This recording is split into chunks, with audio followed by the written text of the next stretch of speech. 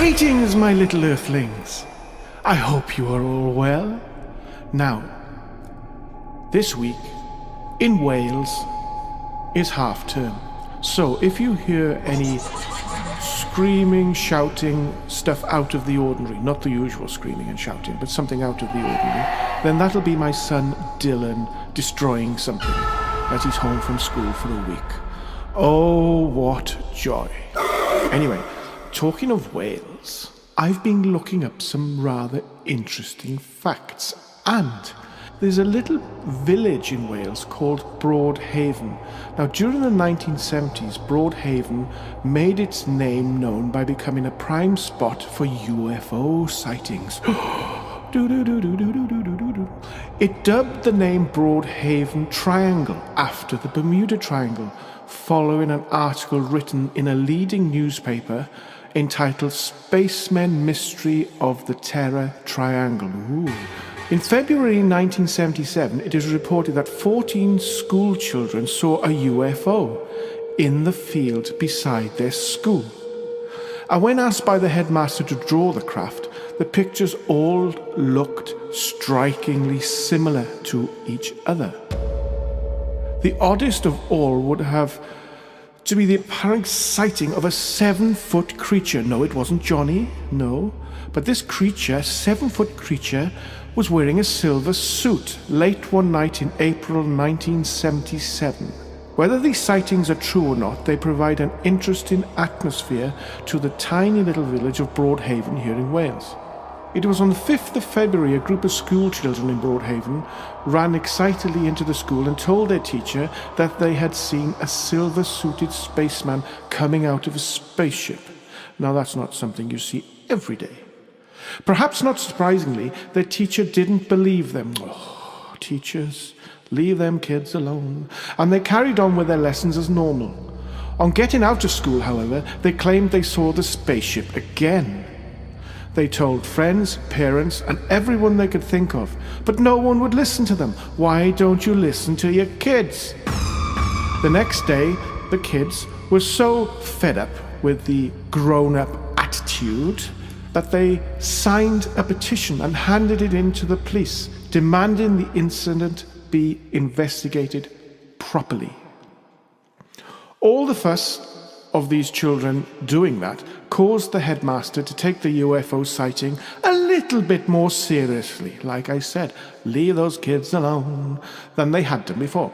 He gathered all the children involved in the incident together and asked them to draw what they'd seen. Well, guess what? All the children's pictures were the same. So, make of that what you will. Who's this? Spidey. Spider-Man. What's your name? Dylan. Dylan. You're home from school, aren't you? Yeah, and your name is Daddy. My name is Daddy. And Dean's name is Dean. Okay, right. Are we done? Yeah. Can I get on? Can I carry on now? No, and there's... What do you mean, no? And there's... Johnny's waiting. I got to do this. And there's Mummy and Johnny and Clown. Yeah, Mummy, Johnny, and Clown. Okay, well done.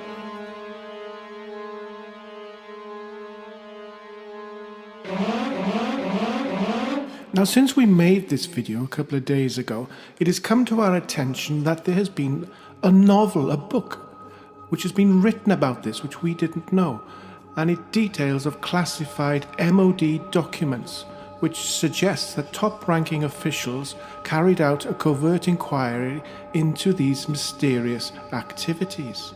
The book was called The Watchers by a chap called Neil Spring, and it is said to be based on true events. According to a national newspaper, Mr. Spring researched the case through documents sent to the National Archives 30 years after this bizarre happening.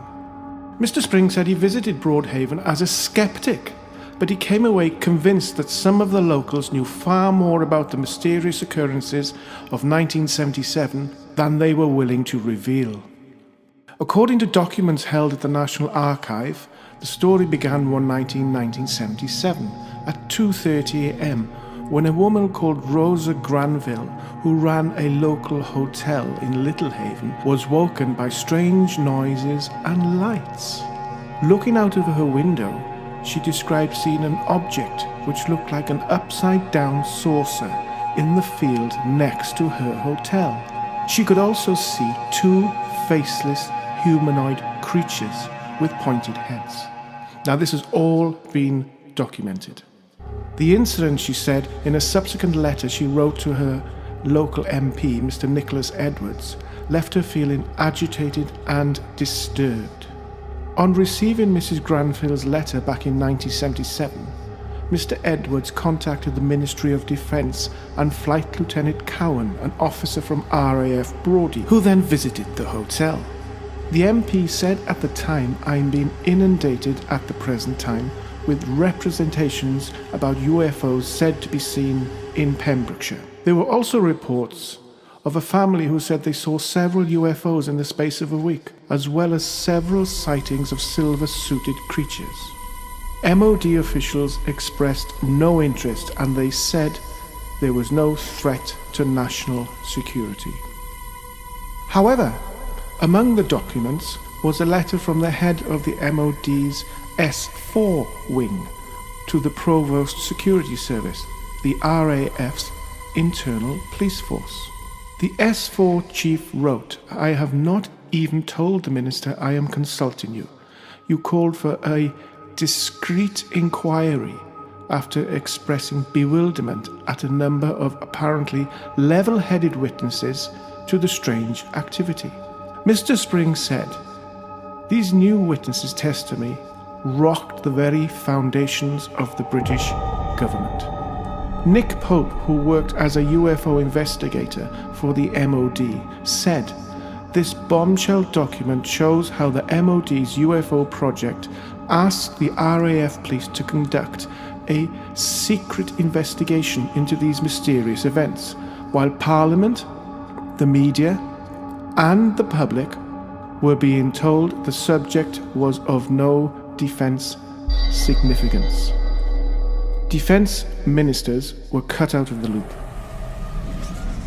The disclosures, however, have prompted Tory peer Lord Black of Brentwood at the time to call for a full explanation from the MOD as to what it uncovered. Lord Black said a number of recently released MOD files leave little doubt that a small number of sightings of aerial phenomena, particularly by military personnel, pilots and air traffic controllers, remain unexplained and unidentified. There needs to be further examination of these issues in the hope of learning something new. The sightings in Broadhaven took place near a military base, leading some observers to suggest that the crafts had actually been Harrier jump jets, and the aliens were just men wearing fireproof flying outfits. 2 years ago, a former US Navy sailor came forward to say that the cause of the silver-suited being was in fact military personnel wearing their standard fireproof uniform, and the UFOs were in fact Harrier jets being flown. However, the MOD, the Ministry of Defence, refuses to comment.